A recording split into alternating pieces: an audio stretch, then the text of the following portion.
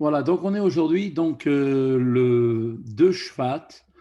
On est chapitre 19, on démarre le chapitre 19. Dans le précédent chapitre, Rabbi Shneur Zalman a donc abordé le thème donc de l'amour latent pour Dieu, cet amour qui est inné, donc présent en chaque juif, en vertu duquel observer tous les commandements avec amour et crainte de Dieu est une chose, comme l'avait dit Moshe Rabbeinu, une chose qui est très proche de nous. Et donc cet amour prend sa source, comme on l'avait vu, dans la faculté de Chokhmah, de l'âme, dont est revêtue donc la lumière infinie, la lumière Ensof. Et c'est cet amour qui inspire à chaque juif le choix de donner sa vie à Dieu plutôt que de nier sa foi en Dieu. Il a été expliqué aussi que l'âme divine ainsi que l'amour de Dieu qui lui est intrinsèque sont un héritage de nos patriarches qui ont donc légué cela, cet héritage, à leur descendance à tout jamais. Il a donc été répondu maintenant à deux des quatre questions qu'on avait soulevées à propos de cet amour latent. Donc, on avait demandé quelle est la source de cet amour et deuxièmement, comment en hérite-t-on. Donc, maintenant, on va avancer. Ces deux questions vont être maintenant étudiées dans le chapitre présent. Voilà, donc rappelez-vous bien, quelle est la nature de cet amour, qui est amour latent, et deuxièmement, comment la crainte et l'amour de Dieu, eh bien, y sont inclus. Pour le Tosefet, Biur Tsarich Levaer Etev Ma Shekatuv Ner Hashem Nishmat Adam. Pour bien expliquer cette notion, eh bien, on va expliquer, pour aller beaucoup plus loin, pour expliquer ce qu'est la nature de cet amour caché, il est d'abord nécessaire d'expliquer donc le sens du verset qui dit dans les Proverbes, c'est marqué là-bas, l'âme, la neshama de l'homme est une lampe de Dieu. Nishmat Adam, Ner Hashem, pardon, Nishmat Adam. La bougie de Dieu, c'est l'âme de l'homme. Pirouche, l'explication est la suivante. Cela signifie que chez Israël, Akruim Adam, Nishmatam il machal keoraner. Eh bien, cela signifie que les âmes des Juifs, qui sont appelés hommes, selon la remarque de nos Chachamim dans la Gemara Yevamot, vous les Juifs, comme il est dit là-bas dans la Gemara, êtes désignés par le thème homme, sont par métaphore semblables à la flamme, donc à la flamme d'une lampe chez Mitna Nehatamid, les Malabetivo, dont la nature, si on regarde tout bien la flamme est toujours en train de vaciller vers le haut. Mipne Shaor Aesh Shechafes Beteva Lipared Maptila, Uli Dabek Beshorsho le Mala, Bisod Aesh Shaklali, Shetachat Galgal Ayareach, Kemo Shekatu Betzraim.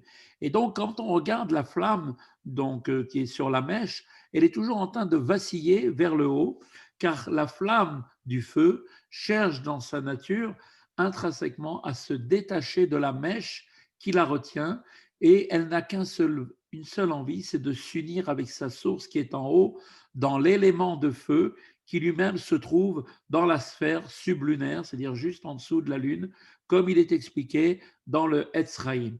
Les quatre éléments, comme vous le savez, les quatre éléments qui sont la terre, l'eau, l'air et le feu, sont situés de façon à ce que les éléments supérieurs plus légers soient au-dessus et entourent les éléments inférieurs plus grossiers. C'est un peu à l'image d'un oignon, vous savez, les pelures d'oignon. Eh bien, d'abord, on a le fruit, on a le cœur de l'oignon, ensuite on a une pelure qui est au-dessus, une autre au-dessus, et ainsi de suite. Eh bien là, c'est pareil, les quatre éléments se trouvent englobés les uns dans les autres. Donc la terre, ensuite vous avez au-dessus de la terre, vous avez donc l'eau, au-dessus de l'eau se trouve l'air, et au-dessus de l'air, le plus léger de tous, c'est le feu. Et donc ces quatre éléments, eh bien, vont être les uns au-dessus des autres. Le plus léger va surplomber les éléments qui sont inférieurs et plus grossiers. Donc l'élément de terre est le plus grossier. L'élément d'eau, en suivant dans l'ordre, en montant, ascendant, devrait donc entourer la terre. C'est seulement par la bonté de Dieu que la terre est à la surface de l'eau, ainsi qu'il est dit dans les psaumes. Dieu avait dit à la terre, étend la terre sur les eaux, parce que normalement, d'après la logique, l'eau aurait dû surplomber complètement la terre, puisque dans l'ordre des éléments, l'eau vient au-dessus de la terre. Mais Dieu a voulu, dans sa bonté, donner la place aux créatures de pouvoir avoir un endroit où se poser. Donc, il a donné à la terre la possibilité d'être au-dessus de l'eau, ce qui est contre la nature même des choses. Et donc, après, au-dessus de là, il y a l'élément d'air, donc, qui est en fait l'élément d'air qui est supérieur à la terre et l'entoure, et donc qui entoure aussi l'eau, et l'élément de feu, le plus subtil, qui surplombe l'atmosphère tout entière et se trouve dans la sphère sublunaire. Et le vacillement continuel de la flamme exprime son désir de s'unir à sa source. Et donc, à cet endroit-là se trouve la source du feu. D'ailleurs, on peut le voir notamment quand on voit une fusée qui revient dans l'atmosphère. Eh bien, juste avant, elle se met à brûler parce qu'elle traverse cette sphère où se trouve la source du feu. Et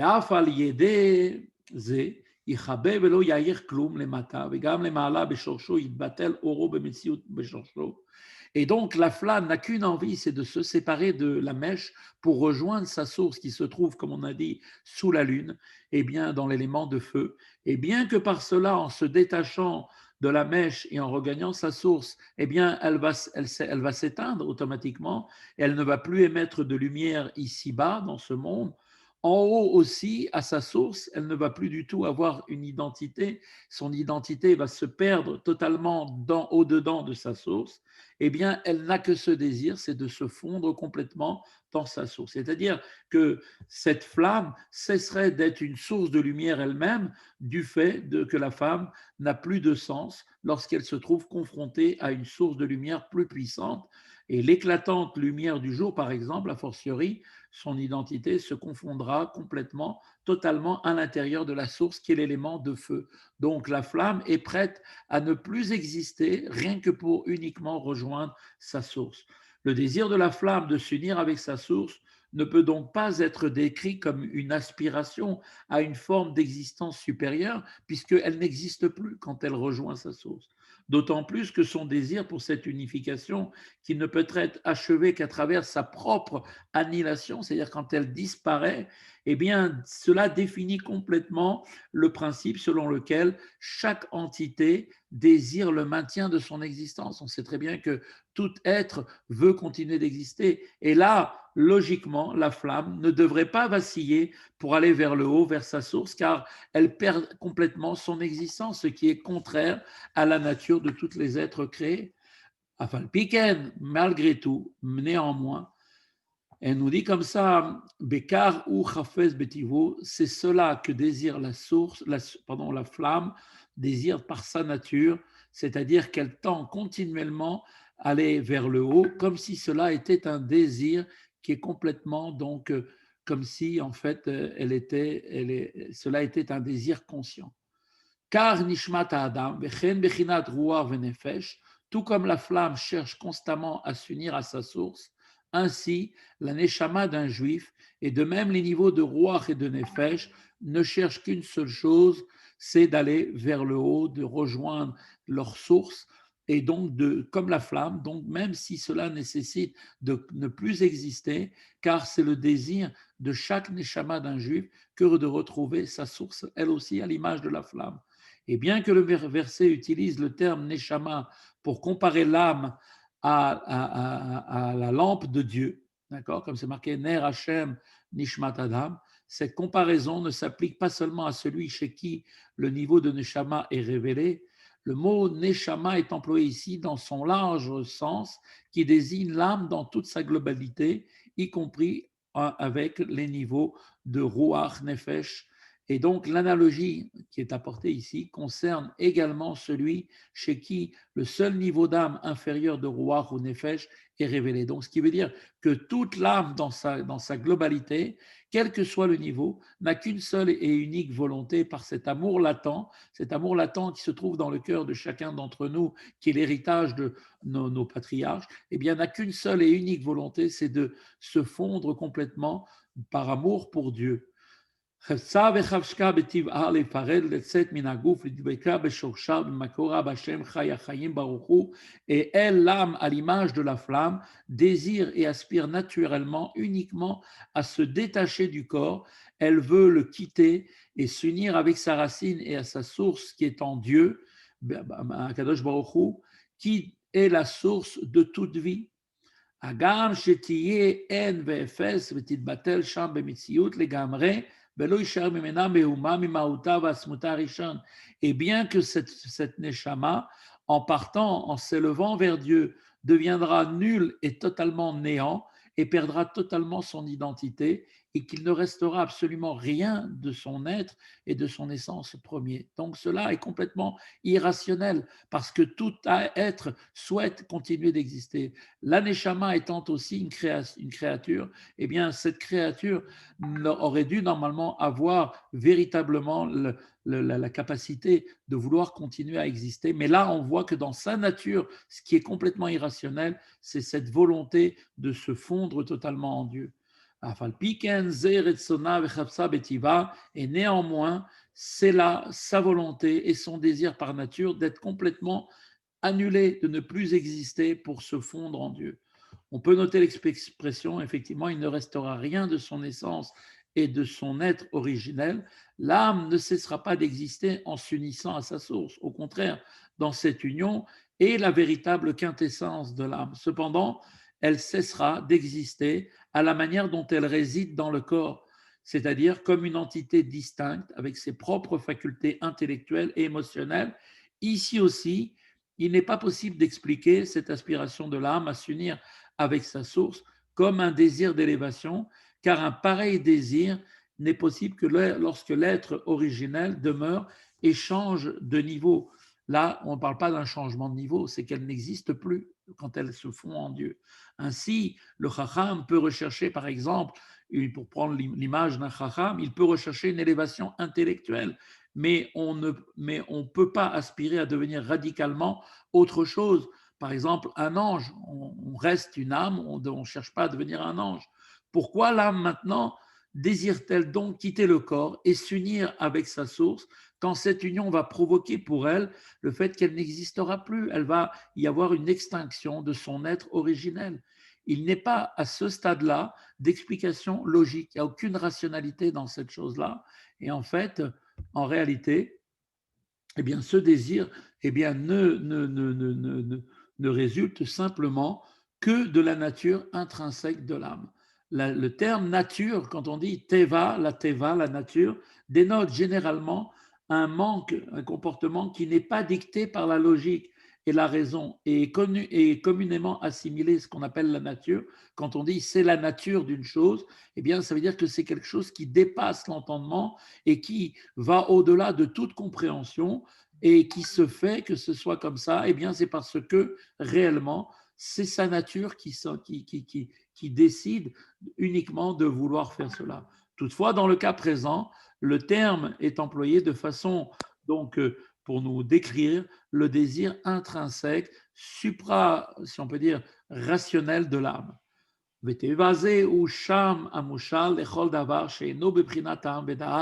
quand on dit nature, quand on dit c'est la nature d'une chose, eh bien le terme nature fait référence par extension à tout ce qui n'est pas du domaine de la raison et de la compréhension. וגם כאן הכוונה שרצון וחפץ זה בנפש אינו בבחינת טעם ודעת בשכל מושג ומובן, אלא למעלה מהדעת והשכל המושג ומובן. Et là aussi chez nous, pour ce qui est du désir de l'âme de vouloir s'unir avec sa source, l'emploi du mot nature, teva, signifie que la volonté et le désir de l'âme ne sont pas du tout fondés sur la raison, et ni la connaissance et l'intelligence de quelque chose qui est saisissable, mais plutôt ce désir chez elle est plutôt un désir qui la transcende, qui transcende complètement la compréhension et l'intelligence rationnelle. Et cette nature, elle vient de quoi? Eh bien, elle vient de ce que elle est la faculté de chokhma de l'âme, comme nous l'avons expliqué dans le chapitre précédent. Comme on avait dit, chokhma est une faculté qui transcende la compréhension. C'est une faculté dans laquelle réside la lumière du Ein-Sof, de l'infini de Dieu. Par conséquent, l'âme tend vers sa source, qui est le Ein-Sof, avec un désir qui transcende la compréhension. Donc on voit très bien que la nature de l'amour latent qui se trouve chez chacun d'entre nous, c'est-à-dire vers ce quoi eh bien, chacun d'entre nous, l'âme de chacun d'entre nous va vouloir tendre, et donc définie par l'aspiration de l'âme à vouloir s'unir à sa source, qui est donc Dieu, et Dieu dans son infini, dans sa dimension infinie. Et Rabbi Shneor Zalman nous expliquera maintenant, si Dieu veut, dans le prochain cours, ce qu'est l'expression de l'amour latent. Donc voilà, on a bien compris d'où vient la nature même de cette volonté de l'âme, qui elle-même désire totalement se fondre en Dieu. C'est parce qu'en fait, elle veut rejoindre la dimension qui est dans Chokhmah, qui est l'infini de Dieu, qui se trouve en chacun d'entre nous. Rav, j'ai une question. Oui. Oui. Est-ce que ça